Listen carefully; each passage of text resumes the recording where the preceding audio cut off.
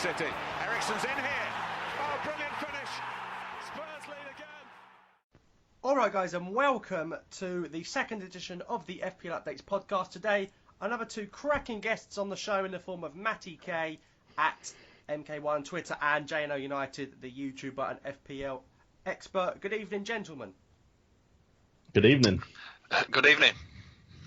So we just come off the back of a torrid 5-game game week for some, but as ever, Leicester still win no matter how many teams are playing. JNO, we saw Shinji Okazaki get the goal. Is this a sign that it's not just all the Mahrez and Vardy show, or are we thinking outside the box too much? I think the amount you have to think outside the box purely depends on your ranking and how much you've got to try and catch up if you've got a certain target in mind. Looking at the stats, maybe you could look at Vardy and say he's not really delivering as much as you'd expect him to. But as far as things like total attempts go, he's still had 11 in the last 4 game weeks. Just the chances don't seem to be going in, and that could, of course, change. The fixtures are looking pretty good. Riyad Mahrez, to be honest, as far as Leicester's midfield goes, point potential-wise, there isn't anyone getting the amount of chances created and attempts on goal. So I think you have to look at consistency over the whole season. Mahrez and Vardy have been the two standout players, especially as far as FPL points go. I mean, Kanté and Drinkwater, Albrighton, they've all looked really good actually watching the games, but as far as point potential goes, they've not really been up there with Mahrez and Vardy. I think if you're going to have Leicester players, you have to look at those two first, and then you're looking at a defender or Kasper Schmeichel in goal. What about you, Matt? Are you thinking along similar lines, or is someone like Okazaki a great differential, or maybe someone like Mark or Brighton? Yeah, I mean, it's difficult really because Mahrez and Vardy, you know, they're so highly owned. There's a danger that, and it comes down to JNO's point about your rank, but you know, there's a danger if you take those people out, they're going on a rampage like we've seen so many times this season that your rank's just going to really suffer. I think Mahrez he's had over 10 double-digit returns all season. So, you know, there's that danger that if you take him out, he could do that and it'll really hurt you. Looking at the stats, though, I mean, Vardy, his form's not great, let's be honest. He's only scored 1 goal in his last 6 games. But what we can see from Vardy is that his shots on target, which is what I think is one of the key stats, his shots on target is still quite high. He's had 7 shots on target in his last 6 games, and it's not too far down that table. But he's only scored 1 goal. What does that mean? Does it mean he's been unlucky? Does it mean it's not clinical enough? Does it mean that the keepers he's been facing have just been saving the shots more? I think if he keeps that rate of shots on target up, that the goals will start coming back to him. You turn to Okazaki, on the other hand, you know, he's in the last 6 games as well, he's only had 3 shots on target, so I can't see any value in him. It's just a shame, you know, guys, that players like Kanté don't get extra bonus points for being the player that they are, for being that general in the midfield, you know, controlling all the play. It may be something next year that FPL want to look at to try and sort that out. But yeah, I mean, I suppose there is form in the Leicester defence. We've talked about that. You know, the 2 main ones there, I think, are Simpson at 4.2, which is ridiculously low for a top of the league defender. And the other side, the other flank, is Christian Fuchs, who I think is having an amazing season at the moment. Is it left back? So yeah, he's having a good time of it. A lot of attempted assists. So he's my pick. I brought him in a few weeks ago and he served me really well. He's getting a lot of bonus points. He's getting those attempts. He's been unlucky with some assists, to be honest. But attacking wise, no, I don't think you can look past Vardes. JNO, just from a sort of almost a fan's point of view, when a team like Leicester are top of the league and then you're considering Leicester City players, do you think that makes the game more fun, or do you like the traditional bandwagon of the so-called top 4 teams in the UK? Well, I think the way an FPL player has to look at it is whatever the top 4 teams are, or the top performing teams currently, that is your bandwagon mainly. Leicester have just happened to interrupt the usual party at the top 4 for the majority of the season, which most people didn't really expect at the beginning, which is why it took a while for people to bring people like Mahrez and Vardy in. But it is nice being able to pick different players, having different options, and it's always good to find your cheap players that are going to score the big points, which is pretty much what I think is the main fun of the game. Isn't getting your Agueros, who everyone knows is going to score decent points, but finding the players before other people do that are going to start performing as well as Vardy and Mahrez have done. And the people that picked them from the beginning were the ones laughing for about the first 8 game weeks. So I'm guessing, Matt, you can't see us picking the likes of Gabriel Bonlahor and Jack Grealish next summer. Well, I think one manager will be picking them, the shithouse manager. We'll come on to that later. But if you want to be bottom of the rankings, then yeah, I'd probably say pick them. But no, I don't think. Well, I can't. Well, for instance, they're probably going to be in the Championship, so I don't think we're going to be picking them. But you know what? If Leicester can do it, maybe someone like Bournemouth can repeat it next year. I very much doubt it's like Blackburn. They won the title and then they kind of disappeared into the Championship. So that's probably what's going to happen in my view. And then next season we'll see the return of the big so-called 4 or 5 teams. In my eyes, I can't see this being a long thing, a long drawn out thing. Well, don't say that. It's exciting. It's exciting. Don't get me wrong. I'll tell you what, it's a lot harder. This season's a lot harder to get right in my eyes. I mean, I always look at the top 5 managers at the start of every game week, and early on in the season, the guy who was top, he didn't change his team once in 3 game weeks. Whether he did it on purpose, whether he just forgot about it, but he remained top of the whole thing for 3 game weeks as a ghost team, and it's things like that are a result of this strange season that we're having. And I do enjoy it. But it's difficult. Well, Jay, Matt seems to enjoy a challenge. Did you enjoy the challenge of a 5 game week? Did you find it a lot more difficult? Because some would say it's easier because you've got half as many players to choose from.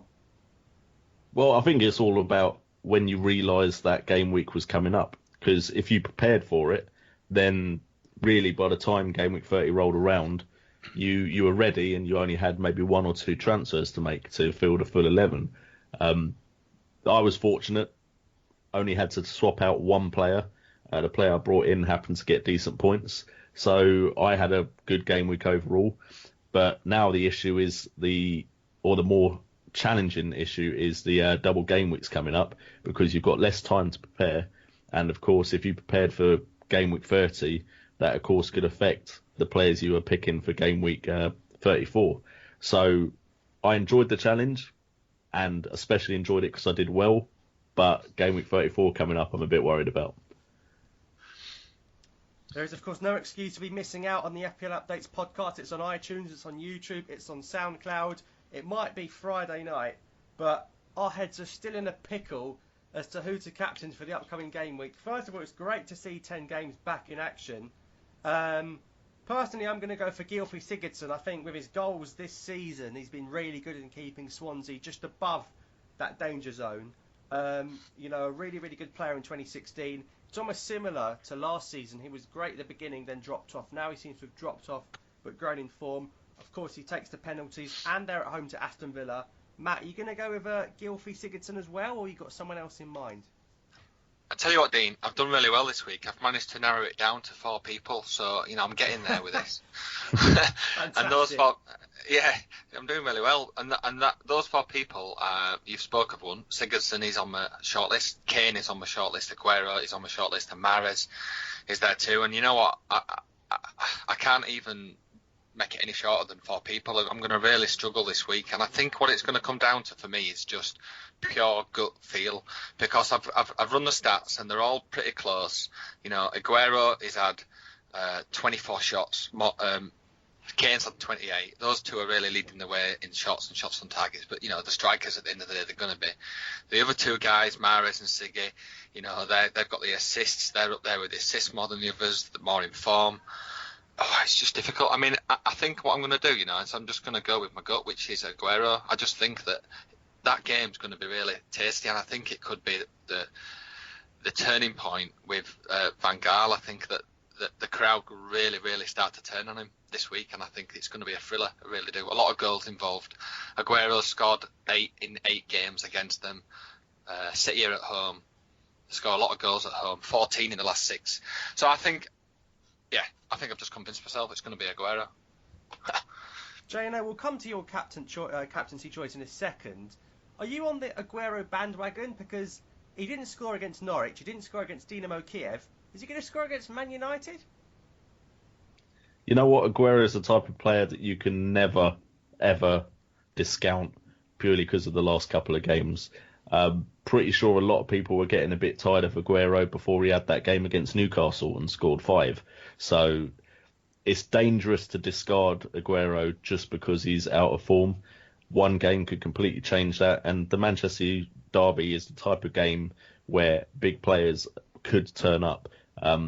Arsenal versus Man United, Sanchez turned up, and Aguero is that kind of player that could turn up and get a big score. If I'm going to look at Aguero myself, probably not, because I am going to be really boring and probably play it safe and go with Harry Kane. Captaincy polls are suggesting most people are going with Harry Kane. They're in form at the moment as a team, as well as Harry Kane being in form. And while Bournemouth's defence isn't the worst, they have been conceding goals. But knowing me, I'll probably make a last-minute change and pick Sigurdsson just to see if I can climb the table even more. Well, there you have it. We're all going for different people by the looks of things. Bournemouth have won 3 on the trot, though. Could it be one of those games like when Newcastle went to White Hart Lane and won? Anything can happen, Jano. It could be a risky one. Oh, yeah, definitely. I mean, I've been looking at Bournemouth players after their last couple of games, looking at players like King and Gradle. So I wouldn't discount Bournemouth, but I just have a feeling that it will probably be a high-scoring game. So I reckon Kane still has a chance of getting points, even if Tottenham don't win.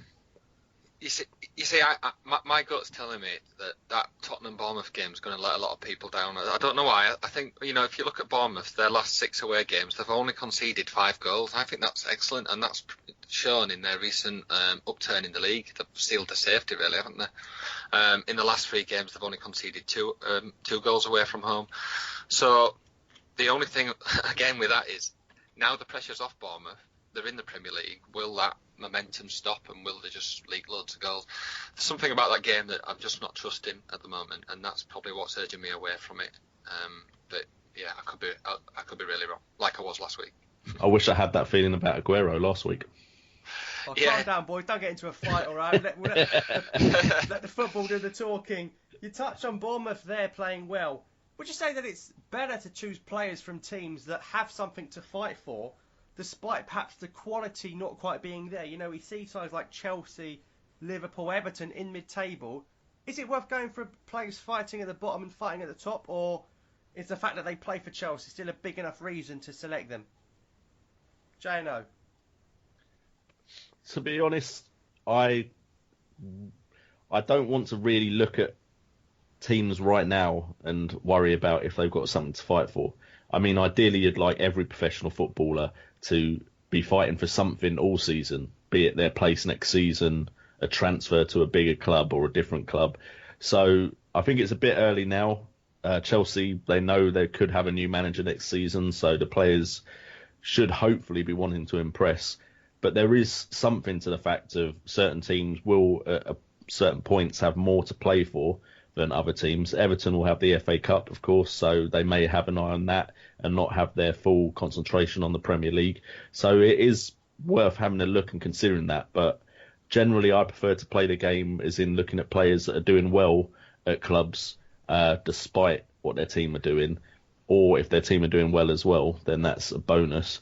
And so players like Sigurdsson, even though Swansea are slowly climbing away from any sort of relegation battle, Sigurdsson's been performing, so that's the type of player I want.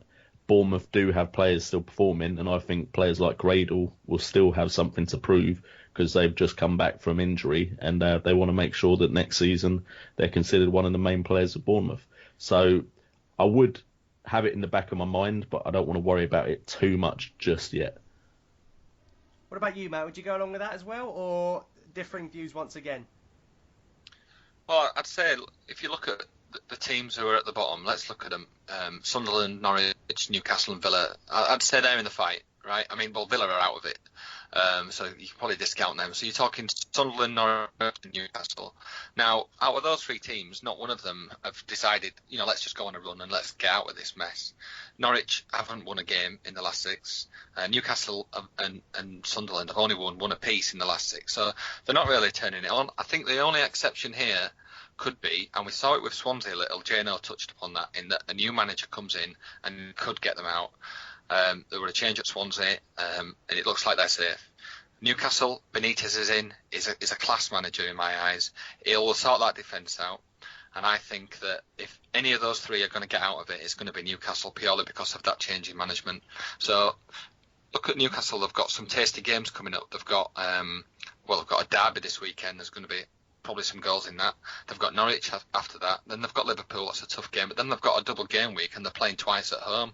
So I think there could be some value in Newcastle, and they have got a lot to fight for. So maybe that's the case. But Dean, the thing is, everyone's got a lot to play for at the moment in the Premier League. There's hardly any teams that don't. I'd probably say Everton, Bournemouth, Watford, and Palace are the only teams that are like in that mid-table obscurity region of the Premier League, and I don't think that they have anything to play for in the league. What they do have to play for 3 of those teams is the FA Cup, and there could be some eyes taken off the league and focused on the Cup. That could see rotation. It could see a lack of focus on the Premier League, and maybe they're the ones to avoid, and then concentrate on the top half of the table. And as I said, Newcastle for me is my tip to get out of this league. Well, if you said that 2 weeks ago, mate, you'd be laughed at. I would. How things but new change. manager. Yeah. Jane, I'm going to throw a spanner in the works here. When it gets to sort of late March, is it almost a good idea to treat it as a scouting period for the start of the new season? Would you look at players now, and maybe someone like Gray, who you touched on, maybe even someone like Kazri at Sunderland, or maybe even Wijnaldum? We'll see how he gets on. Is it good to start scouting these players now ahead of the summer, or are we just getting ahead of ourselves here? If you asked me that this time last year, I would have told you yes. And you can just look at my team selection from Gameweek 1 and realise all the thoughts I'd had from the end of the season and from all the friendlies pretty much came to nothing. But that could be just because the way this season has gone. I would say always watch every player as much as you can and scout for next season. But you never know who's going to get transferred in. You don't know what managers are going to come in. So it could all completely change next season. Man United could have a new manager. Benitez could bring in some signings that have us all talking, and we completely forget about the likes of Wijnaldum because they brought in some world-class midfielder. So it's always worth thinking about next season, but I need that ranking at the end of this season to look good, really, before I start thinking about the next one. What about you, Matt? Do you start to look at players now and think, okay, maybe they've got not that much to go for in the league, maybe they're mid-table, but come August, they could be really, really good? I'd agree with Jane on this. Last season, I probably would have done. Look at Kane last season, how he ended the season. Everyone had him in his team, and then he came onto this season at a higher price, a much higher price, and his first 6 game weeks resulted in 2 points every single week. So, and then you've got the likes of Chelsea. It's just a difficult season, really. Only Leicester have really started the season how they ended last season. They started to get a little bit of form in last season, and they've carried that straight through. But I've got too much on my plate to worrying about next season, to be honest. If I was probably in a better position with my rank, I could start to look at players and start to write them down and keep them ready for next year. But it never really works for me doing that. So no, I wouldn't probably do that. A lot can change as well, like Jano said. It's fair enough. I bet you'd be laughing if I told you that once upon a time this season, Andre Ayew and Bavatimi Gomes were in pretty much a third of everyone's team. Can't even get in the Swansea team at the moment.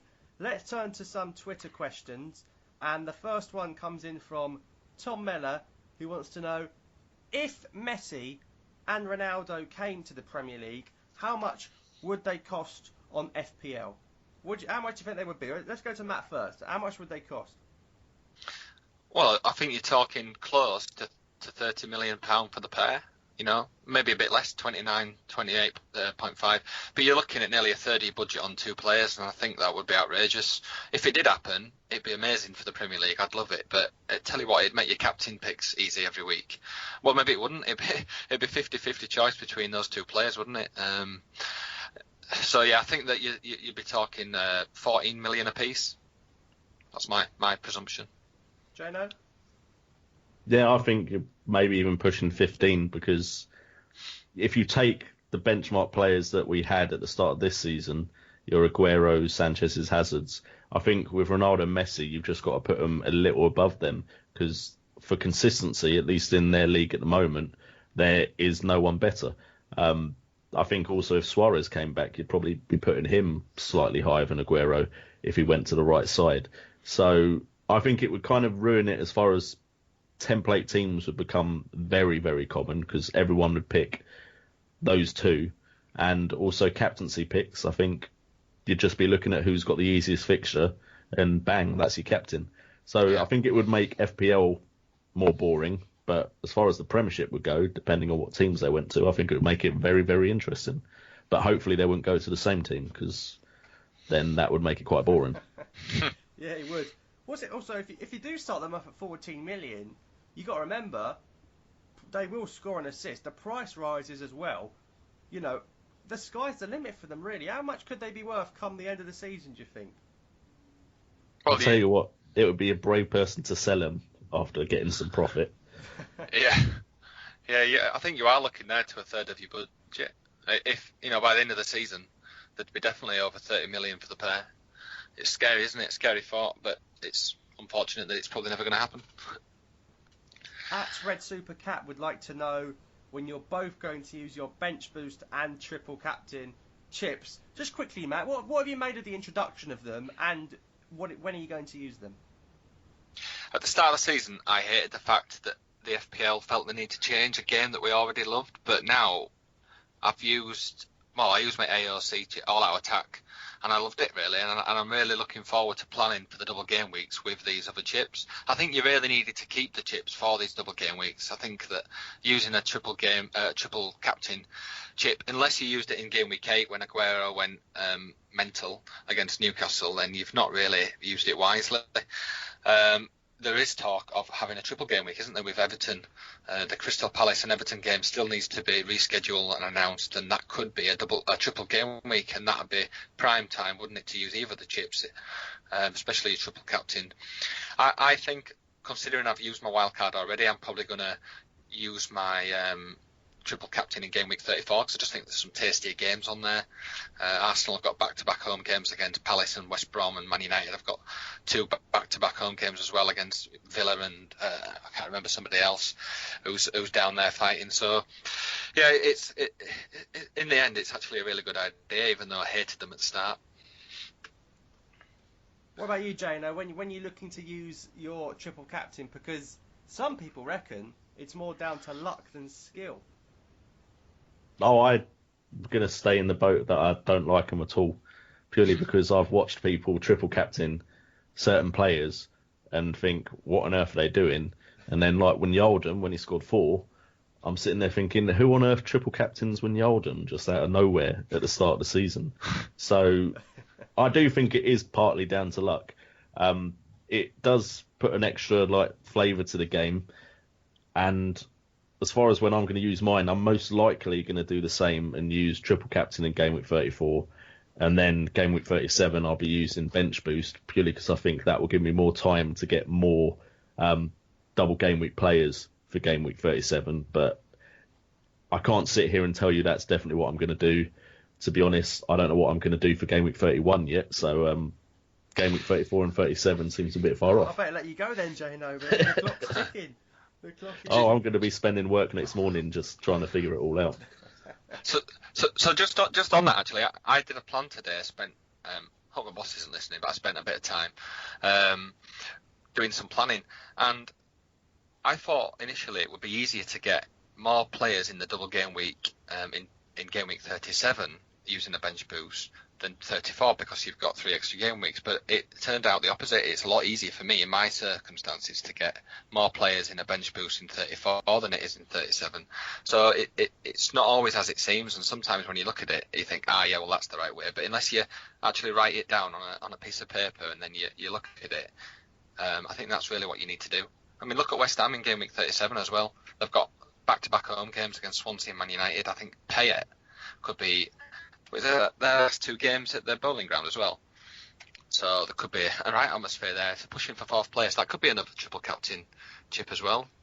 Lads, I don't know what you think about that, but I've kind of just talked myself out of it again by looking at West Ham's. So what happened to that plan you've been working on? It's gone out the window. All those hours. Well, yeah, that was plan A. This is now plan. Well, I'm still worried about the Lukaku Crystal Palace game. If that gets put in the right game week, then that may be triple captain opportunity if you're looking at Lukaku. So, yeah, I really don't have a clue what I'm going to do. No, a lot hinges on that, doesn't it? I wish they'd hurry up. Yeah, exactly. Like, if you knew what fixtures he had, Lukaku, Crystal Palace and who, then that would probably make the choice of triple captain up for you. But they're still wasting their time. They could both be in the cup final, though, couldn't they? Well, they might easily just not play. You might play like Kone up front, and then we're all just going to be crying. Well, there you go. There's a shout. Kone is triple captain. Well, those are the ones. Stop talking, that get you. Right. Okay.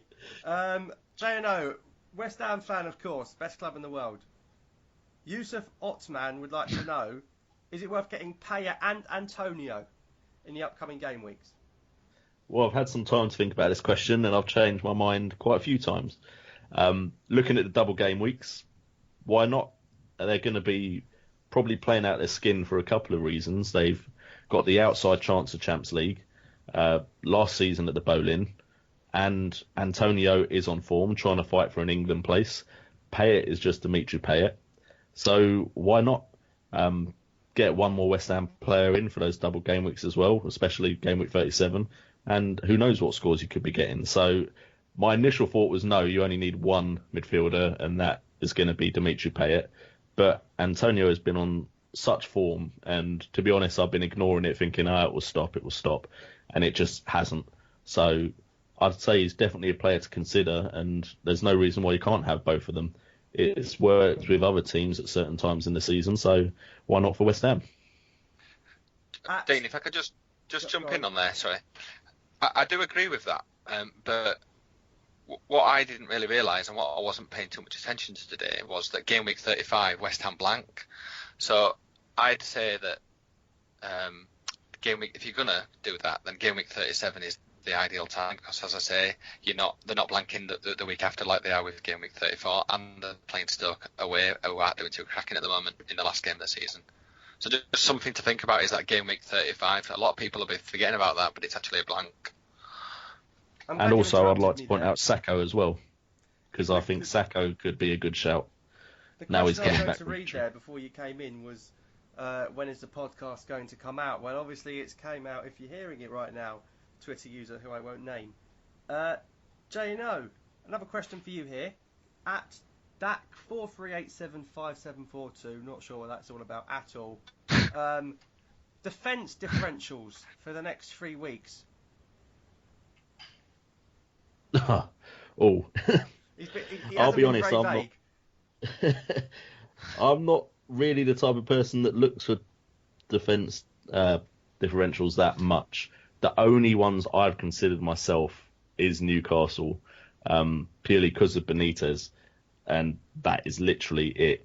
I like to stick with defenders that have been getting me points generally throughout the season, and then focus on my midfield and attack. Just maybe because it's the more exciting part of it, I don't know. But the only defence differential that I'd be willing to take a punt on right now would be a Newcastle defender. Jan Matt, of course, is the one with probably the most attacking threat, but the fixtures suggest that Newcastle could be a good team to look at. What about you, Matt? I can't disagree with with JNO. I mean, I'm buying Janmat this week. I just got a good feeling about it. You know, Benitez has done it at other clubs. I think they did it at Liverpool. I'm not too sure, but I just remember them being a lot more solid under him. He did it at Real Madrid. And I just think this is different because it's a relegation fight. But I just really think that if anyone's going to turn it around, it's going to be him. And look at the prices and the ownership in the Newcastle defence. Janmat is the highest priced at 4.8 million. You've got Mbemba. Oh no, sorry, I tell a lie. Mbemba's there at 4.9. But you've got these potential bargains with such low ownership. The highest owned player is actually Stephen Taylor at 2.7%.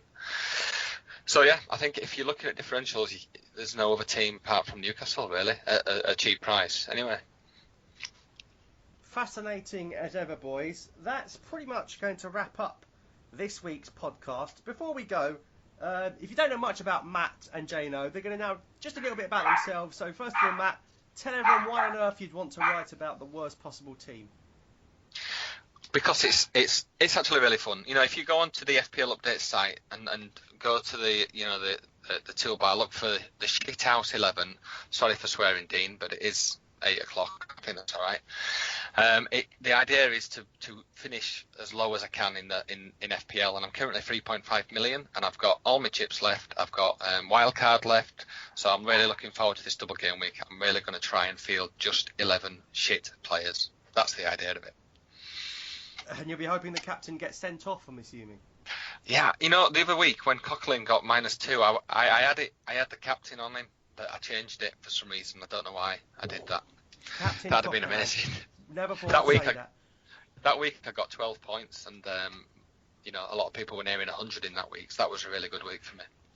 This sounds so weird. JNO, help us out here, bring us back to reality. Tell us about the YouTube channel and your FPL tips on there. Yeah, just before FPL opened up for this season, I thought I like to think I know what I'm talking about, even though I only finished in the top million last season and started a YouTube channel. It was going to be from the beginning just about everything that I was interested in, but the FPL stuff, especially the first video, just took off really, really well, especially as the channel had just started. And I've been doing FPL every game week since. And I'd like to think, as far as YouTube goes, I'm one of the main channels now on YouTube for FPL. And there is other stuff on there. I generally focus on football, so football games, talking about football. Every now and again, I do something completely random. But there is always FPL on there every week, reviews and previews. When I've got time, there'll be extra stuff like my top 5 midfielders at the moment, off of form and off of the stats and stuff like that. And generally, I've just had a lot of fun doing it and built up a little community that we all talk about it in the comments, what we're doing for our game week, giving each other advice. And it's been a lot of fun, and hoping to continue it next year and keep growing. Good stuff, good stuff. If you're watching on YouTube, you can find links in the description. Thank you so much for coming on, Matt and JNO. Great sports. Pleasure for having you on the show. Thanks for having me. Yeah, it's been good. Also, drop a like if you're on YouTube and subscribe if you're on iTunes. Cheers for listening once again, and we'll see you next week.